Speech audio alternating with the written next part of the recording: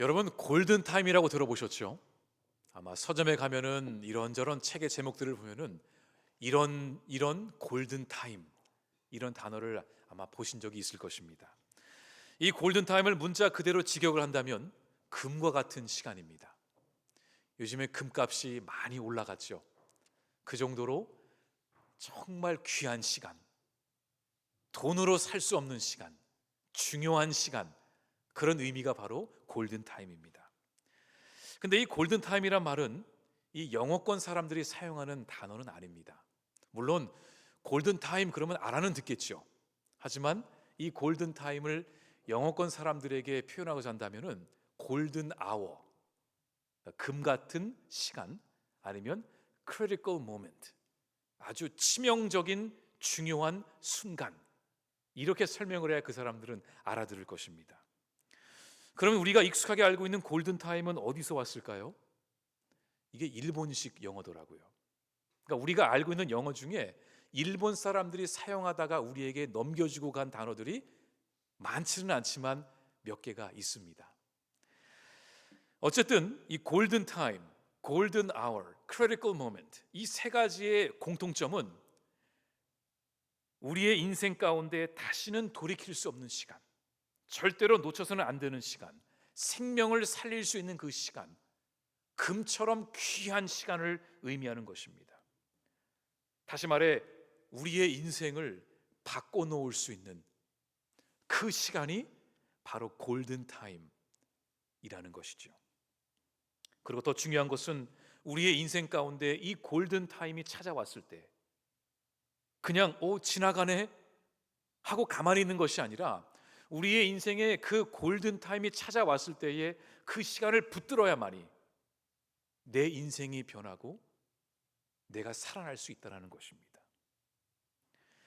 2013년도에 이 샌프란시스코 공항에서 아주 큰 비행기 대형 사고가 있었습니다. 우리 한국에도 많은 보도가 되었었죠. 그 이유는 아시아나 비행기가 추락했던 사건이었습니다. 거의 공항 근처로 왔을 때에 그 방파제에 꼬리가 부딪히면서 꼬리가 잘려나가고, 그 결과 비행기가 중심을 잃으면서 돌고 돌다가 날개가 다 찢어져서 그렇게 추락해버린 큰 사고가 있었습니다. 수십 대의 소방차들이 화재 진압을 위해 왔지만 비행기는 거의 속 안이 다 타버렸습니다. 그냥 천장이 녹아져 내리는 그런 대형 참사로 이어질 수 있는 큰 사고였죠. 우리가 아는 것처럼 이 밀폐된 공간에서 어떠한 사건이 터지거나 사고가 생기면 이 사람이 심리적으로 불안해서 패닉, 이 공포 속에 이제 빨려 들어가게 되죠. 비행기는 흔들리죠. 가스가 막 나오죠. 나갈 구멍은 보이지 않죠. 많은 사람들이 그 안에 들어가 있죠. 아마 이런 상황이 찾아오면 아마 케이아스처럼 모든 것이 멈춰버리고 어쩔 줄 모르는 그런 대형 참사로 이어질 것입니다. 그런데 만약에 이런 일들이 항공사에서 비행기 안에 일어났을 경우에 이 항공사마다 갖고 있는 하나의 규칙이 있습니다. 그것은 바로 골든타임 90초입니다. 왜 굳이 90초를 붙였을까?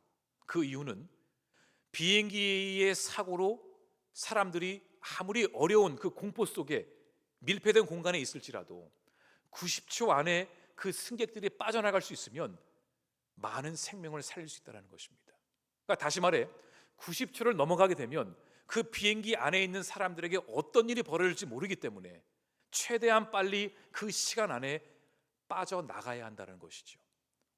그렇기 때문에 모든 승무원들은 그 골든타임 90초를 지키기 위해 훈련을 받고 또 받으며 사고가 났을 경우에 그 매뉴얼대로 행동하게 됩니다.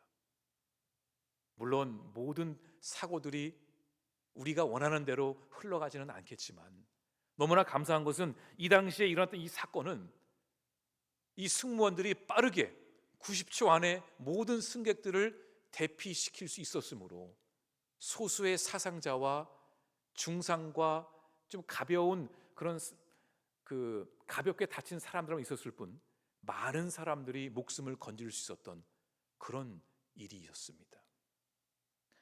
얼마나 이 사건이 참 대단했냐면 그 당시에 미국의 언론사들도 이 승무원들을 불러서 인터뷰를 하면서 어떻게 그런 상황 속에서 지혜롭게 빠져나갈 수 있었느냐, 이렇게 인터뷰를 할 정도로 많은 사람들에게 큰 화제가 되었던 뉴스였습니다. 그런데 여러분, 이 골든타임 90초의 규칙은 항공기 사고에만 적용되는 것이 아닙니다. 우리의 건강에 위급한 상황이 찾아올 때에도 우리가 절대로 놓지 말아야 할 그 골든타임이 있습니다. 뇌경색이 우리에게 찾아왔을 때에 우리가 알 수 있는 증상들이 있습니다. 팔다리에 힘이 들어가지 않는 것, 얼굴에 마비가 오는 것, 그리고 언어적으로 더듬거리며 장애가 오는 것. 이 세 가지의 증상이 오거나 그 중에 하나가 왔을 때에 얼른 병원에 가야 됩니다. 그 시간을 놓치게 되면 우리의 뇌에 손상이 가게 됩니다. 우리가 다 알고 있는 사실이죠.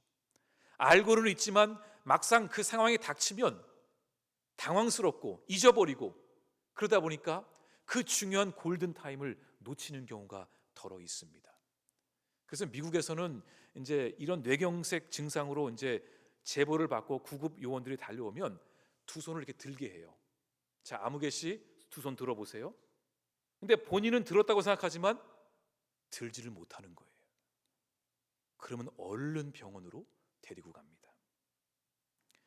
급성 심장마비는 4분 안에, 적어도 그 전에 심폐소생술을 통해서 응급조치를 하지 않으면 뇌손상으로 이어지게 됩니다. 타이밍이 굉장히 중요한 거죠. 또 교통사고로 인한 중증 외상은 60분 이내에 치료를 받아야만 살아날 확률이 높아지게 됩니다. 이 남자아이들 셋을 키우다 보면 급하게 응급실을 종종 가야 하는 경우가 있습니다.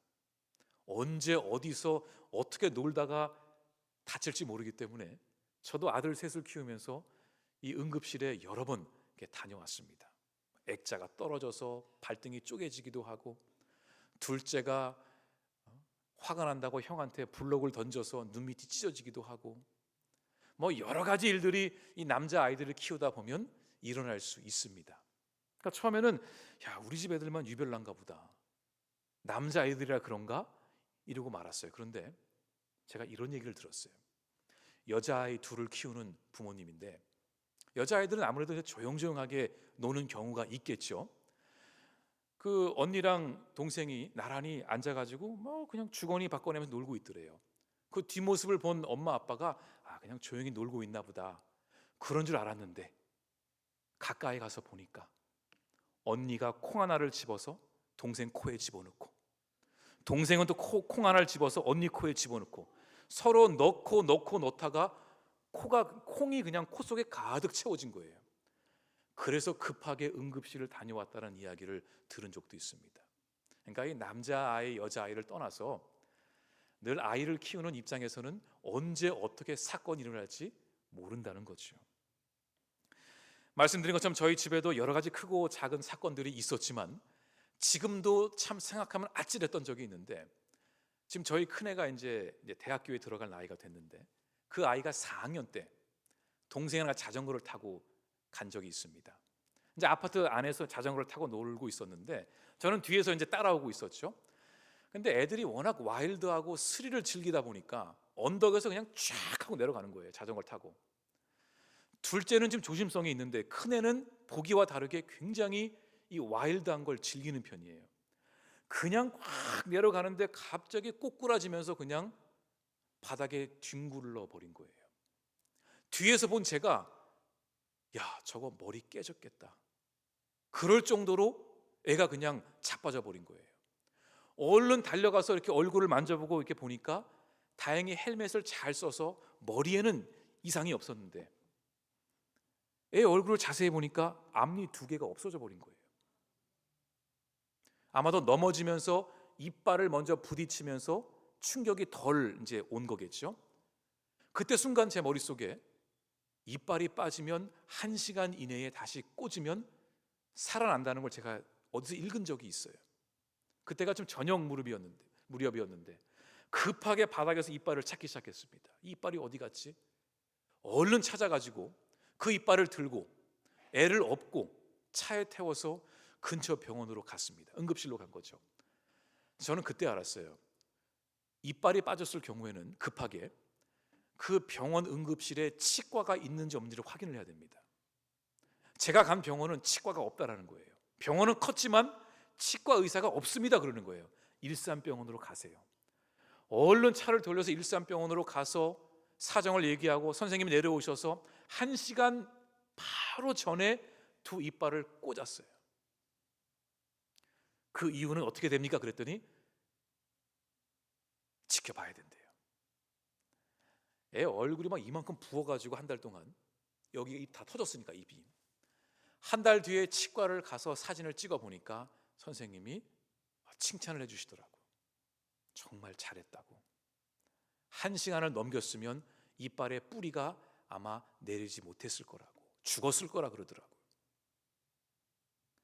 1시간의 시간을 지켰기 때문에 제가 그 아이의 이빨을 살린 거예요. 근데 한 달 뒤에 저희 막내가 화장실에서 형이 세수하고 있을 때 그 밑에 들어가 가지고 놀다가 얼굴을 팍 들면서 형 이빨을 머리로 친 거예요. 그래서 빠졌다가 꽂은 이빨에 금이 가가지고 이제 또 다른 또 이제 치료를 받아야 하는 그런 일들이 있었지만 중요한 것은 그 골든 타임이 있었다라는 거죠. 만약 그때 우왕좌왕하면서 시간을 넘겼으면은 아마 그 애는 아마 지금 틀니 끼고 아마 다녔어야 할 것입니다. 이 골든 타임은 위급한 상황에서 생명을 지킬 수 있는 귀한 시간이기도 하지만 또한 정치, 경제, 사회 등 전 분야에 걸쳐서 일의 성패를 가를 수 있는 결정적인 시간으로 사용되기도 합니다. 그러니까 모든 일에는 이 골든 타임이 있는 것입니다. 선택을 할까 말까 기다릴까 그 타임이 있다라는 거죠. 그런데 여러분, 모든 인간 관계에도 골든 타임이 있는 거 아십니까?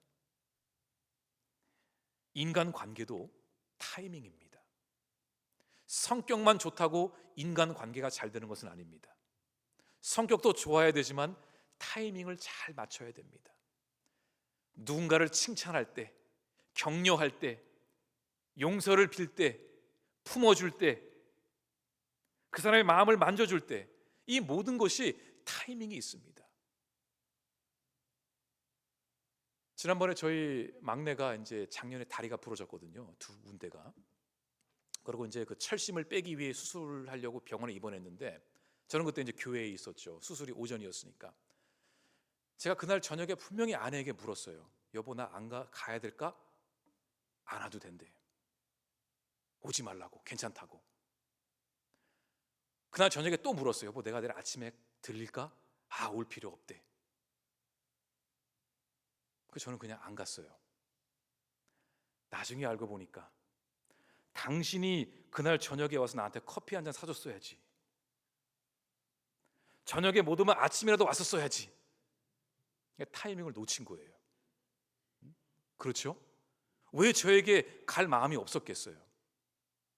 그런데 이 모든 것이 타이밍이더라고요. 근데 이 남편들이 좀 그 부분이 좀 부족한 것 같아요. 저를 포함해서. 우리들의 마음은 굴뚝 같지만 이 여자의 마음을 참 읽지 못하는 것이 우리 남자들의 연약한 부분이기도 합니다. 이 목회에도 골든타임이 있습니다. 분명히 있습니다. 목회는 설교만 잘하면 된다? 그건 아니더라고요. 설교는 당연히 그거는 기본으로 따라가는 거고, 이 목회에서 타이밍을 잘 맞추는 사람이 목회를 잘하더라고요. 언제 교인에게 전화할 것인가? 언제 칭찬할 것인가? 언제 붙들 것인가? 이 모든 것들이 이 타이밍이 있는 것입니다. 그 타이밍을 놓치면 사람을 잃을 수도 있는 것이죠. 그러니까 이 목사들도 센스가 있어야겠더라고요. 그 센스가 없으면 이거 지금 해야 되나? 다음 주에 할까? 머뭇거리다가 중요한 타이밍을 놓쳐버리게 됩니다. 우리의 효도도 마찬가지죠. 우리의 부모님이 늘 그 자리에 계신 것은 아닙니다. 내가 부모에게 정말 효도해야 할 때에, 할 수 있을 때에 그 타이밍을 놓치지 않고 우리가 할 수 있는 것이 지혜요, 또 센스이고 우리에게 필요한 것입니다. 아무 때나 말 한마디로 천냥빚을 갚는 게 아니더라고요. 저는 그냥 말만 잘하면 천냥빚을 갚을 수 있을 거라 생각했어요. 근데 그게 아니었어요. 똑같은 말이라도 언제 그 말을 하냐에 따라서 천냥을 갚을 수도 있고 내야 될 수도 있다라는 그런 의미 아니겠습니까? 자, 그렇다면 우리의 신앙에도 골든타임이 있을까요? 있습니다. 우리의 신앙의 여정 가운데도 우리가 꼭 붙들어야 할 그 골든타임, 놓치지 말아야 할 시간이 우리에게 분명히 있습니다. 그 시간은 우리가 하나님을 깊게 만나는 시간이고, 그 시간은 성령님의 음성을 우리가 가까이서 듣는 시간이고, 그 시간은 하나님의 은혜를 체험하는 시간입니다. 그 시간은 우리가 하나님을 간절히 바라보는 시간입니다. 그 시간을 붙들어야, 놓치지 말아야 우리의 신앙이 죽지 않고 살아나며 우리의 관계, 하나님과의 관계가 더 깊어질 수 있는 것입니다. 여러분, 그 시간이 언제일까요? 사도 바울은 오늘 말씀에서 그 질문에 대한 답을 이렇게 하고 있습니다. 우리가 하나님과 함께 일하는 자로서 너희를 권하노니 하나님의 은혜를 헛되이 받지 말라. 이 말은 날마다 주님이 나와 함께 하신다고 생각하며 그냥 내일 하나님 만나지, 내일 은혜 받지, 하나님의 은혜를 헛되게 여기지 말라라는 거예요. 하나님이 우리를 사랑하시고 품어주시고 날마다 은혜를 주신다고 그냥 가만히 그냥 있으라는 것이 아니라는 것입니다. 그러면서 2절에 말합니다. 이르시되 내가 은혜 베풀 때에 너에게 듣고 구원의 날에 너를 도왔다고 하셨으니 보라, 지금은 은혜 받을 만한 때요, 보라, 지금은 구원의 날이로다. 지금이란 단어가 계속 반복되고 있습니다. 이 지금이란 말은 이 헬라어 단어로 보면은 뉘이라는 단어인데 여기에 의미가 있습니다. 이 뜻은 이제 곧 끝나는 제한된 시간이라는 것입니다. 결국은 그게 지금이라는 뜻이기도 하죠. 지금이란 시간은 지금 우리에게 주어진 제한된 시간입니다. 지금이 지나면 그 시간은 과거가 됩니다. 지금 이 제한된 시간 속에서, 이제 곧 끝날 수 있는 이 시간 속에서 지금이야말로 바로 은혜를 받을 때라 사도 바울은 말합니다. 과거는 이미 흘러간 시간입니다. 돌아오지 않습니다. 미래도 우리가 붙잡을 수 없는 시간이고 장담할 수 없는 시간입니다. 우리가 유일하게 우리의 뜻대로, 우리의 의지대로 우리가 사용할 수 있는 시간은 과거도 아니고 미래도 아니고 현재, 지금의 시간밖에 없다는 것입니다. 오직 지금의 시간만이 하나님이 우리에게 주신 선물이고, 신앙의 골든타임은 바로 지금이라는 것입니다. 지금 하나님을 붙들어야 하는 것입니다. 그래서 이 현재라는 그 단어를 영어로 보면 present라고 그럽니다. 그런데 놀랍게도 선물을 영어로 말하면 present입니다. 단어가 똑같습니다. 그 이유는 오늘 나에게 주어진 이 시간이 선물과 같은 시간이라는 거예요. 바로 지금이 사랑해야 할 때이고, 바로 지금이 회개해야 할 시간이고, 지금이 전도하고 복음을 전할 시간이고, 지금이 기도할 시간이고, 지금이 하나님께 엎드릴 시간이라는 것이죠. 내일이 아닙니다, 여러분. 다음에 기회가 오면 하는 것이 아닙니다. 바로 지금이 우리의 신앙을 다시 점검하고 새롭게 태어날 수 있는 그 골든 타임인 것이죠. 그렇다면 우리는 이 시간을 붙들어야 합니다.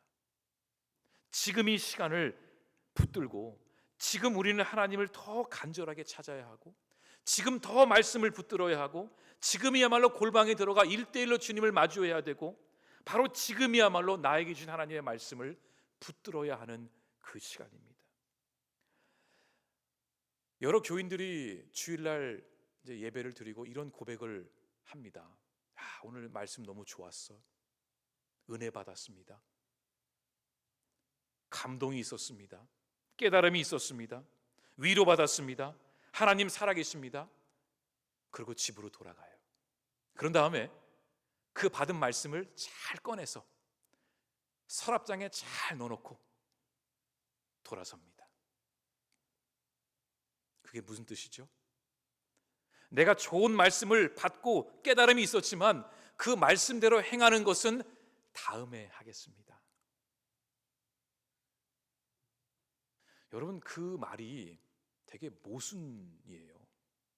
내가 은혜를 받았다, 내가 깨달음을 얻었다, 내가 하나님 만났다, 그러고선 집에 가서 그 말씀을 그대로 장롱 속에 넣어놓는 거예요. 예수님이 씨 뿌리는 자의 비유를 말씀해 주셨습니다. 그 중에 길가에 뿌려진 씨앗이 어떻게 됐죠? 새가 와서 그냥 다 먹어버렸어요. 이 말씀의 씨앗이라는 것은 나에게 뿌려졌을 때에 내가 얼른 그 말씀대로 살아가야 그 말씀의 씨앗이 내 안에 생명을 피우고 열매를 맺게 되지, 아무리 좋은 씨앗을 내가 받았더라도 그걸 그냥 그대로 내버려 두면은 결국은 새가 와서 다 먹어버립니다. 아무런 소용이 없다라는 거예요. 1년 내내 좋은 설교 매주마다 들어도 내가 말씀의 실천을 하지 않으면 그것은 그냥 새가 다 쪼아 먹어버린 말씀의 씨앗밖에 되지 않습니다. 하나님의 말씀의 씨앗을 뿌려주시고 내가 은혜 받았을 때 얼른 그 말씀을 붙들고 말씀대로 살아가는 것이 그 시간이 골든타임인데, 그 시간을 놓쳐버리면 아무런 소용이 없다라는 것입니다. 만약 지금이 아니라면 언제일까요?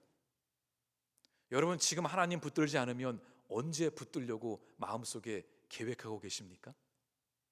지금 하나님을 찾지 않는다면, 지금 내가 말씀을 붙들지 않는다면, 지금 내가 순종하지 않는다면, 지금 내가 기도하지 않으면 언제 하시려고 지금 마음속에 계획을 잡고 계세요? 언제부터 하나님을 붙들려고 하십니까? 언제가 되면 마음의 정리가 될까요? 언제가 되면 내가 다 준비가 돼, 그래 이제 내가 하나님의 말씀을 들을 준비가 되어 있어. 그 언제가 언제 올까요? 늘 내일부터 해야지, 차차 해야지, 다음에 해야지, 일이 풀리면 해야지, 문제가 해결되면 해야지. 근데 문제가 해결되면 또 오지 않습니까? 여러분, 우리에게 내일이 있을 거라 장담할 수 있습니까? 기독교는 과거와 미래의 종교가 아닙니다. 기독교는 굉장히 현실적이고 지금 이 땅에서 내가 하나님의 뜻대로 어떻게 살아갈 것인가, 그 부분을 굉장히 강조하고 중요시 여기는 종교입니다. 만약 오늘이 나에게 주어진 마지막 하루라면 오늘은 분명히 우리에게 주어진 선물 같은 하루임은 분명합니다. 동시에 오늘이야말로 내가 하나님을 붙들어야 할 것입니다. 여러분, 신앙은 누군가가 대신해 주는 것이 아닙니다. 신앙은 저와 여러분이 직접 1대1로 하나님을 만나는 시간입니다. 내가 말씀을 붙들고 씨름하고 깨달아야 하고 내가 스스로 예수님을 바라보고 그 믿음의 길을 걸어가는 것입니다. 그렇기 때문에 지금 이 시간이야말로 우리에게 찾아오는 귀한 신앙의 골든타임인 것입니다. 지금이야말로 내가 결단하고 주님 붙드는 이 시간이 나로 하여금 하나님과 더 깊은 관계 속에 들어갈 수 있는 신앙의 골든타임이 되는 것이죠. 지금 하나님을 붙들어야 내 영혼이 살아날 수 있습니다. 지금 이 시간을 놓치면 이 시간은 돌아오지 않습니다. 내가 지금 깨달았을 때, 내가 지금 감동받았을 때, 그때에 내가 주님 앞에 나와 내 삶을 드려야지, 내일, 내년 준비되면 여러분, 그게 그렇게 말처럼 쉽지 않더라고요. 우리가 과거에 하나님을 위해 얼마나 많은 일을 했는지, 얼마나 많은 헌신을 했는지, 얼마나 큰 체험을 했는지, 그것은 지금 중요하지 않습니다. 여러분의 신앙의 여정이 아무런 의미가 없다, 그런 뜻이 아닙니다. 과거는 과거일 뿐, 그 과거가 지금 현재와 연결되지 않으면 그 과거는 아무런 소용이 없다라는 것입니다.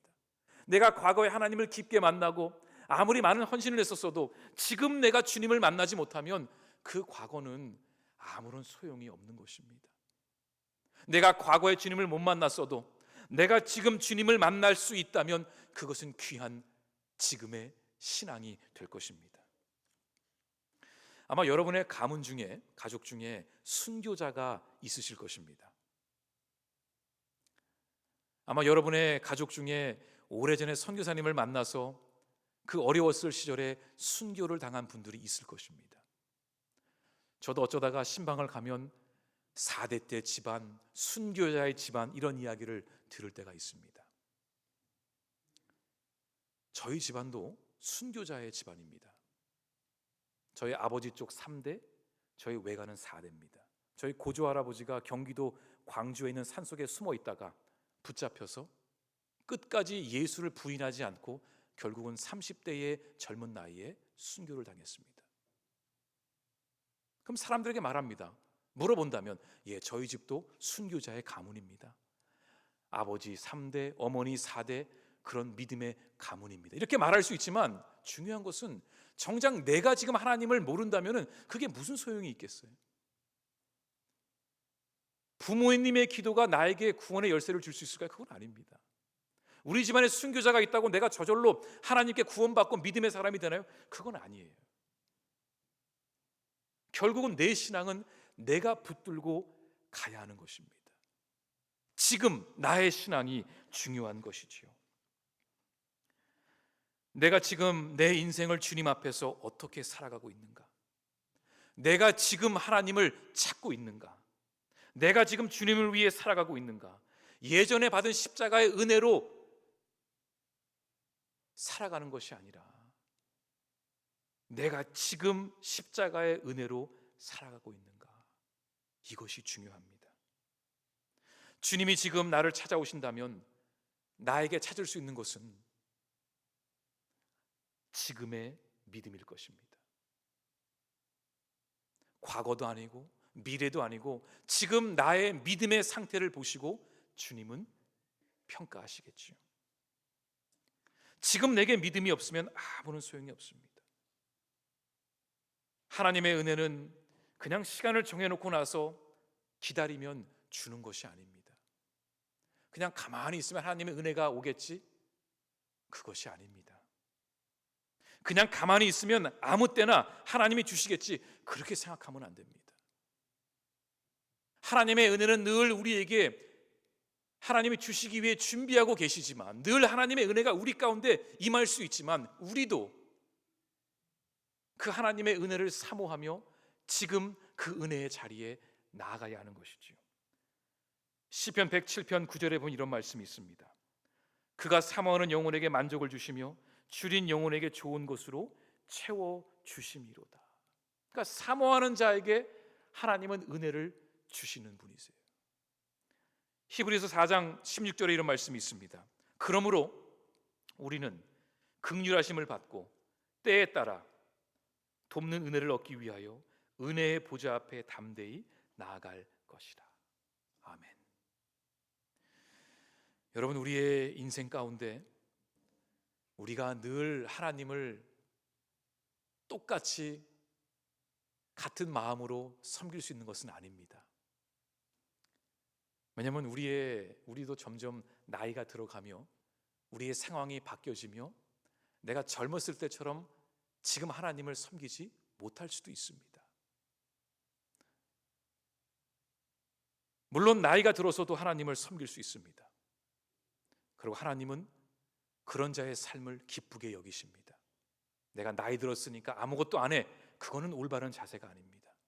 지금 나에게 주어진 상황 속에서 내가 할 수 있는 만큼 하나님을 섬기면, 하나님께 나아가면 되는 것입니다. 나이를 떠나서 젊었을 때 하나님을 모르다가 늦은 나이에 하나님께 돌아오는 것도 하나님은 기뻐하십니다. 그러니까 하나님은 우리가 주님 앞에 나아가면 하나님은 기뻐하세요. 그런데 우리가 이 점은 꼭 기억했으면 좋겠습니다. 우리가 하나님을 섬기기로 마음을 먹었다면, 우리가 조금이라도 더 힘이 있을 때에, 더 젊었을 때에 하나님의 뜻을 붙들고 하나님께 쓰임 받는다면 더 좋지 않을까요? 내가 지금 막 일을 할 수 있을 때에, 나에게 힘이 있을 때에 하나님께 쓰임 받고 하나님의 나라를 위해 내가 그 도구로 쓰임 받을 수 있다면 얼마나 기쁘겠습니까? 여러분, 성경에 많은 인물들이 등장하지만 대부분 다 믿음의 사람들이죠. 근데 저는 그 성경의 여러 인물들을 보면서 제일로 안타까운 한 사람이 있습니다. 그 사람이 바로 니고데모입니다.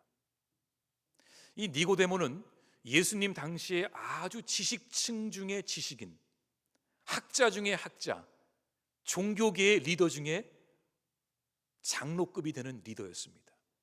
그러니까 많은 유대인들에게 칭송받고 존경받는 그런 지도자가 니고데모였습니다. 그런데 이 니고데모도 똑똑한 사람이라 예수님을 바라보고 예수님을 따라다니면서 느낀 게 있었습니다. 이 예수는 뭔가 다른 사람이구나. 만나보고 싶다. 그런데 낮에는 갈 수가 없는 거예요. 창피하니까. 그 당시에 모든 유대인들이 예수님을 싫어했는데 그 유대인의 리더가 예수님을 찾아간다?